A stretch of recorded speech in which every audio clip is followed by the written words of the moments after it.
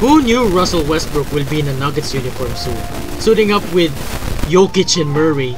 Well, I believe it's true.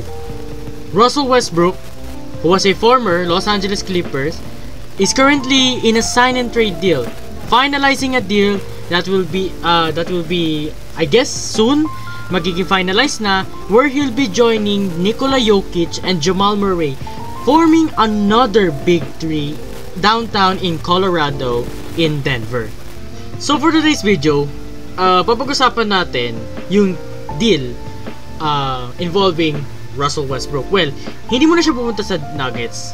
Nasa Jazz, as of now, nasa Jazz pa siya. Pero he will be expected to be in a buyout that will send him to Denver. So for today's video, papag-usapan natin kung maganda ba yung magiging trade involving Russell Westbrook. Will he still be in prime form? Parang mababalik ba niya yung triple-double king niya? Will he be able to contribute with the Nuggets offense, especially with his passing skills? Ayun yung papag-usapan natin for today's video, so abangan. The Clippers have traded the 2017 MVP in Russell Westbrook to Utah, where he is expected to agree to a buyout and sign with the Nuggets. He is involved in a sign and trade deal for point guard Chris Dunn, where the Jazz will receive Russell Westbrook, a second-round pick swap in 2030, draft rights to Balsa Koprivica, and cash considerations.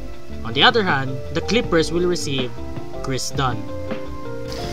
For last season, while still playing with the Los Angeles Clippers, Westbrook averaged 11.1 points per game, 0.3 blocks per game, 1.1 steals per game, 4.5 assists per game, 5 rebounds per game, shooting 69% from the free throw line, shooting 27% from the 3, 45% from the field goals, and averaging 22.5 minutes per game and playing 68 games.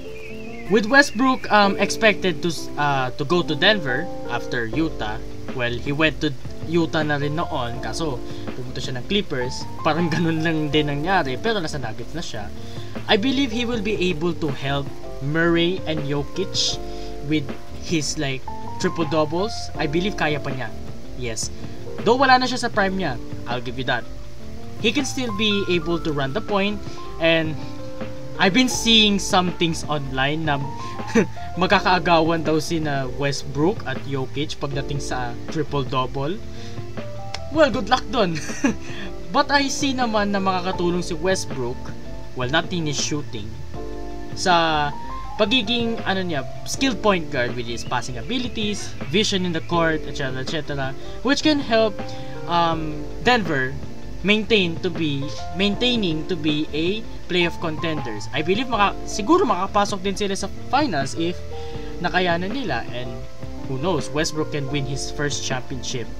Kayo, sa tingin ninyo, with Westbrook being added to Denver and forming another big three, makakatulong kaya siya sa pag-win nila ng championship?